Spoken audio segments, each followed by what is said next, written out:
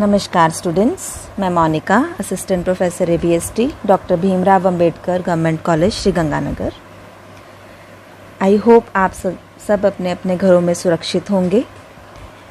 तो आज जो हम टॉपिक अपना कंटिन्यू कर रहे हैं वो टॉपिक है निवास स्थिति एवं कर भार। इस चैप्टर के बारे में हम काफ़ी कुछ पहले पढ़ चुके हैं, जान चुके हैं। तो इसमें कुछ एक न्यूमेरिकल क्वेश्चंस आपको मैंने भेजे थे PDF की फॉर्म में, तो उन्हें थोड़ा सा और क्लियर करेंगे आज। निवास स्थान के आधार पर ही टैक्स का इंसिडेंस होता है, कर भार उसी के आधार पर होता है। इसके बारे में भी हम पहले बात कर चुके हैं। मैं ब्रीफली आपको फिर से एक्सप्लेन कर देती हूँ। निवास स्थान के आधार पर जो करदाता है वो 3 प्रकार के होते हैं। रेजिडेंट यानी कि निवासी, दूसरे असाधारण निवासी नॉट ऑर्डिनरीली रेजिडेंट, और तीसरे अनिवासी यानी कि नॉन रेजिडेंट्स। इनकी शर्तें हम पहले बात कर चुके हैं। और अब इसके आधार पर इन तीनों यानी निवासी, असाधारण निवासी और अनिवासी के लिए कौन सी आय टैक्सेबल होगी, ये भी हम पहले बात कर चुके हैं। ब्रीफली मैं आपको फिर से बता रही हूँ। एक निवासी करदाता के लिए कर भार के लिए कुल आय में उसकी एक तो भारत में गत वर्ष में प्राप्त समझी जाने वाली आय जोड़ी जाती है। दूसरा भारत में उपार्जित और उदय हुई या फिर ऐसा समझे जाने वाली आय। तीसरा वे सभी आय जो कि गत वर्ष में भारत के बाहर उपार्जित, प्राप्त या उदय हुई हैं। तो मोटे तौर पे हम यहाँ पर कह सकते हैं कि जो निवासी करदाता है उसके लिए निवासी करदाता के लिए उसे सभी प्रकार की आयों पर कर देना पड़ता है। ठीक है, निवासी करदाता को सभी प्रकार की जो आय है गत वर्ष में जो उसे प्राप्त हुई है या उसने उपार्जित करी हैं, उन सभी पर उसको टैक्स देना पड़ता है। ठीक है। दूसरा असाधारण निवासी के अंदर जैसा कि आपको पता ही है, केवल इंडिविजुअल और HUF हिंदू अविभाजित परिवार ही असाधारण निवासी हो सकते हैं। असाधारण निवासी की कुल आय में क्या क्या शामिल किया जाता है? भारत में गत वर्ष में प्राप्त और प्राप्त समझे जाने वाली आय, भारत में उपार्जित और उदय हुई या फिर ऐसा समझे जाने वाली आय। ये 2 बिंदु सेम है निवासी के जैसे। तीसरा, निवासी के लिए गत वर्ष में उसको भारत के बाहर उपार्जित या प्राप्त या फिर उदय हुई आय भी हम जोड़ते हैं, लेकिन असाधारण निवासी की स्थिति में भारत से बाहर उपार्जित या उदय हुई आय केवल उसी स्थिति में शामिल की जाती है जबकि वो किसी ऐसे व्यापार से प्राप्त हुई हो जिसका नियंत्रण यानी कि कंट्रोल भारत से होता हो, या फिर किसी ऐसे पेशे की आय जिसकी स्थापना भारत में हुई हो। क्लियर है आपको ये? तीसरा है अनिवासी। इसमें यदि कोई करदाता भारत में नॉन रेजिडेंट है तो उसकी कुल आय में केवल 2 ही तरह की आय शामिल की जाएगी। भारत में गत वर्ष में प्राप्त या प्राप्त समझी जाने वाली आय, और दूसरा भारत में उपार्जित और उदय हुई या फिर ऐसा समझे जाने वाली आय। अनिवासी व्यक्ति के लिए गत वर्ष में भारत के बाहर उपार्जित, प्राप्त या फिर उदय हुई आय उसकी कुल आय में कर भार के पॉइंट ऑफ व्यू से नहीं जोड़ी जाती है। तो इसी आधार पर हमें कुछ एक क्वेश्चंस जो ये आपके सामने स्क्रीन पर शो हो रहे हैं, इन्हें सॉल्व करना है। तो पहला जो इनमें से क्वेश्चन है वो आपका है, श्री सुरेश की गत वर्ष 19-20 में निम्न आय है। इसमें आपको आय के 6 बिंदु बता रखे हैं। पहला, केंद्रीय सरकार द्वारा दिया गया ब्याज जो कि UK में प्राप्त किया 5,000 रुपये। दूसरा, कनाडा में चल रहे परंतु भारत में नियंत्रित व्यापार से लाभ कमाया और उसका आधा हिस्सा भारत में प्राप्त किया। तीसरा, भारत में एक पूर्व नियोक्ता से पेंशन मिली जो USA में प्राप्त की गई। चौथा, नेपाल में एग्रीकल्चर से हुई आय जो कि भारत में लाई गई। पांचवा, पाकिस्तान में संपत्ति से आय जो वहीं प्राप्त की गई। और छठा है यहाँ पर पिछले वर्षों की बिना कर लगी आय जो गत वर्ष में भारत लाई गई 10,000 रुपये आपको ये दे रखा है। और इसमें आपसे कहा जा रहा है कि श्री सुरेश, ये थोड़ा सा टाइपिंग मिस्टेक हो गया है, श्री सुरेश अग्रवाल की कर निर्धारण वर्ष 2020-21 के लिए कुल आय की गणना कीजिए यदि वो भारत में निवासी हैं या दूसरा पॉइंट यदि वे भारत में असाधारण निवासी हैं, और तीसरा यदि वे अनिवासी हैं। तो देखिए इन तीनों स्थितियों में हमें देखना है कि कौन कौन सी इनकम या आय इनकी कुल आय में टैक्स के पॉइंट ऑफ व्यू से शामिल की जाएगी।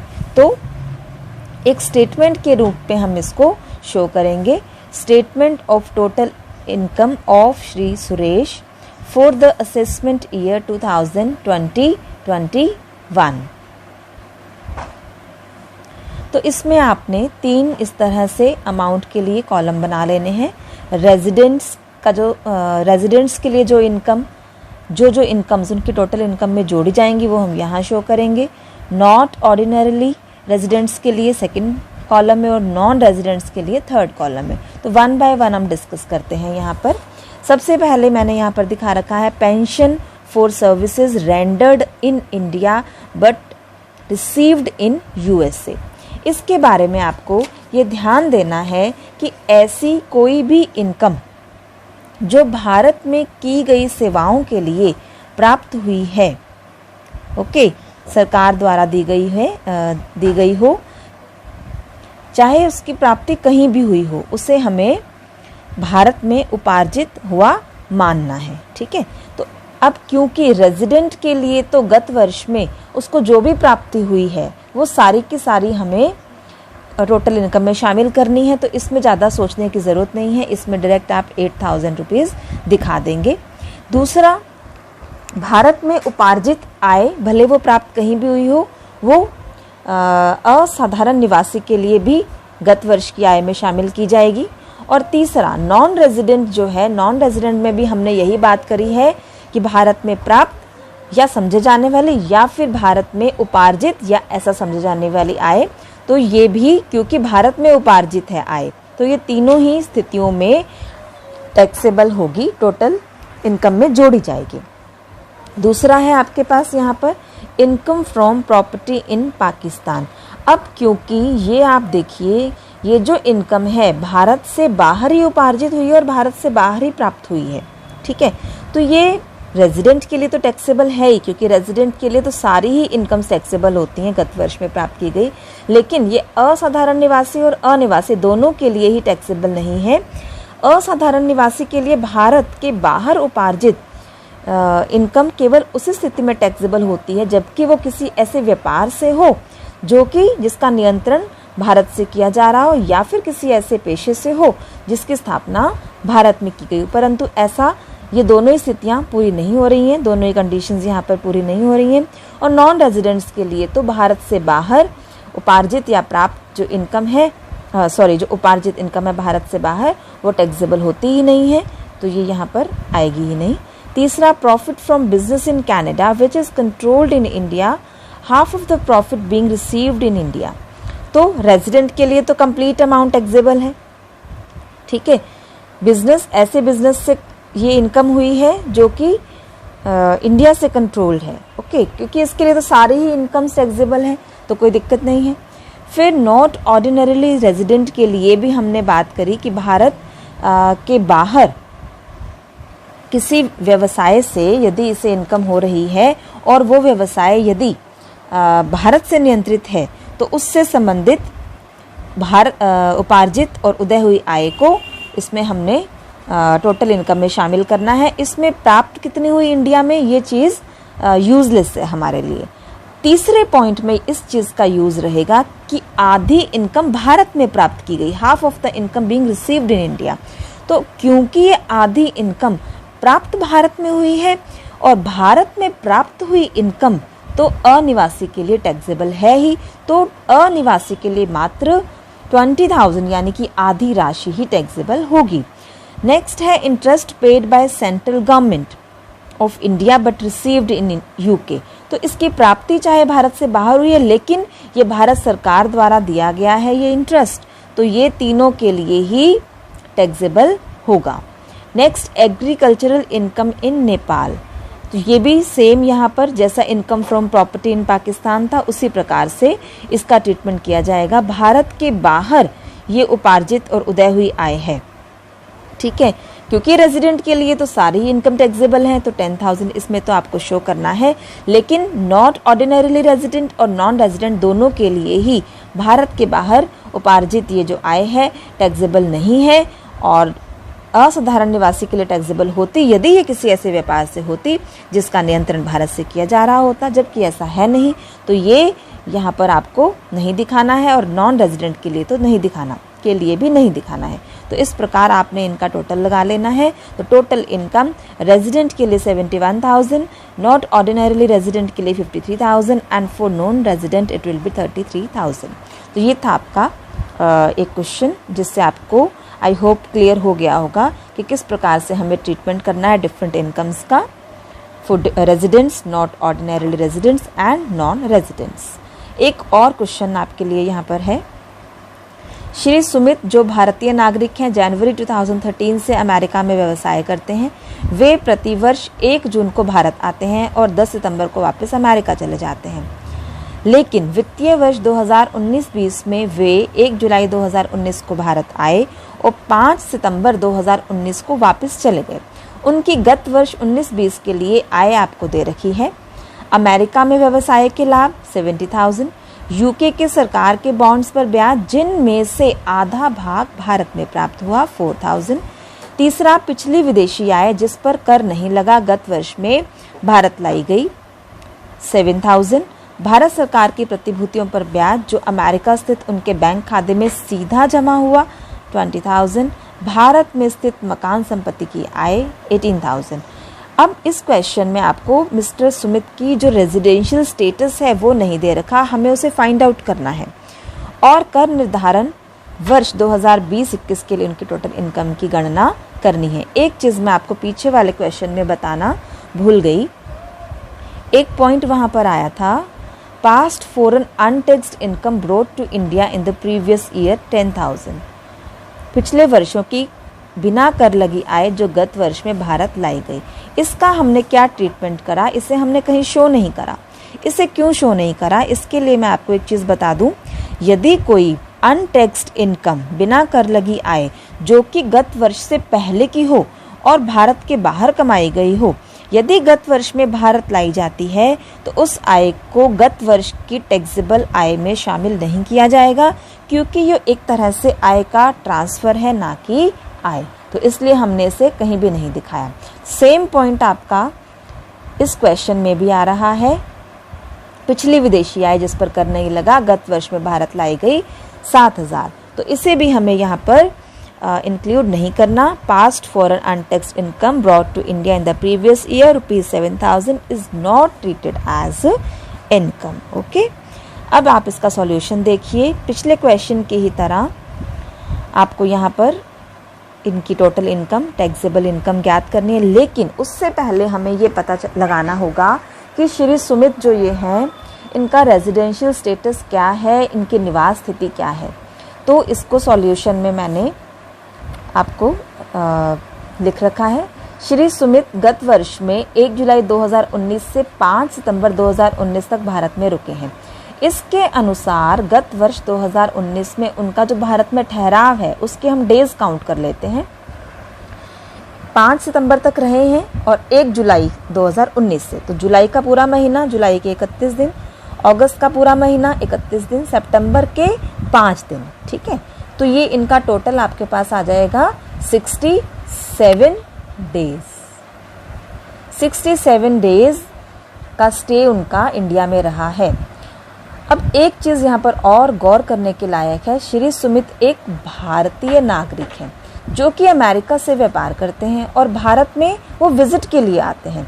तो ऐसी स्थिति में यदि कोई भारतीय नागरिक भारत के बाहर निवास करता है या व्यापार करता है और भारत में भ्रमण के लिए आता है, विजिट के लिए आता है, तो उसके लिए आधारभूत शर्त केवल तभी पूरी मानी जाती है जब वो गत वर्ष में 182 या फिर इससे ज़्यादा दिन भारत में निवास करे।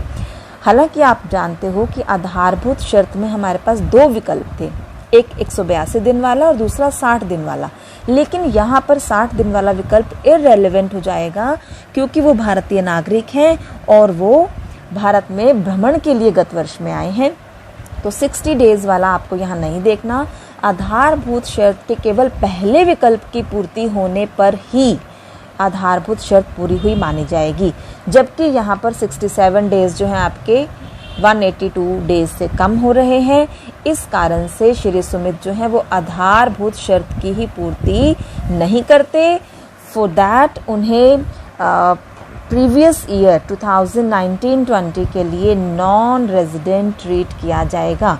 और नॉन रेजिडेंट के लिए आप जानते हो कि ऐसी इनकम उनकी टोटल इनकम में शामिल की जाती है जो या तो भारत में गत वर्ष में प्राप्त हुई हो या समझी गई हो, या फिर वो गत भारत में उपार्जित या उदय हुई हो, या फिर ऐसा समझी गई हो। भारत से बाहर जो इनकम कमाई गई है वो उसके लिए टैक्सेबल नहीं होगी। तो आप इसकी स्टेटमेंट देखिए, statement of total income of Shri Sumit for the assessment year 2020-21 residential status non resident. तो क्वेश्चन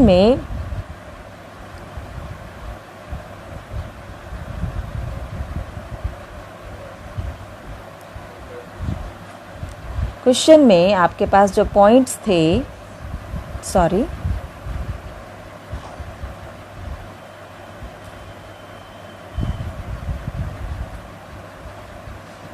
क्वेश्चन में जो आपके पास पॉइंट्स थे उनके according interest on UK government bonds, half of the interest being received in India.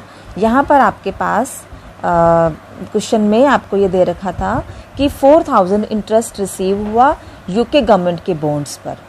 अब क्योंकि ये भारत के बाहर उपार्जित हुई इनकम है, लेकिन इसका आधा हिस्सा भारत में चूंकि प्राप्त किया गया है और भारत में प्राप्त की गई जो इनकम है वो टैक्सेबल होगी, तो 2000 आपको यहाँ पर शो करना है। दूसरा, interest on securities of the government of India directly credited to his bank account in America. अब ये जो इंटरेस्ट इनको रिसीव हुआ है ये गवर्नमेंट ऑफ इंडिया की सिक्योरिटीज़ पर रिसीव हुआ है, तो इसका जो उपार्जन है वो भारत में हुआ है, भले ही उसे उनके बैंक अकाउंट में सीधा जमा कर दिया गया हो, लेकिन इसे यहाँ पर आपको शो करना होगा। ठीक है, क्योंकि ब्याज या अधिकार शुल्क या फिर तकनीकी सेवाओं का भुगतान जो है, यदि भुगतान सरकार के द्वारा देय होता है तो उसे या फिर सरकार के द्वारा हो या फिर भुगतान निवासी या अनिवासी व्यक्ति द्वारा हो, परंतु ये भुगतान किसी ऐसे व्यापार या पेशे के संबंध में होना चाहिए जिसका संचालन भारत से होता हो। ये शर्तें पूरी होने पर, जो दोनों में से कोई एक शर्त पूरी होने पर ऐसा भुगतान प्राप्तकर्ता के लिए भारत में उपार्जित हुई आय माना जाता है।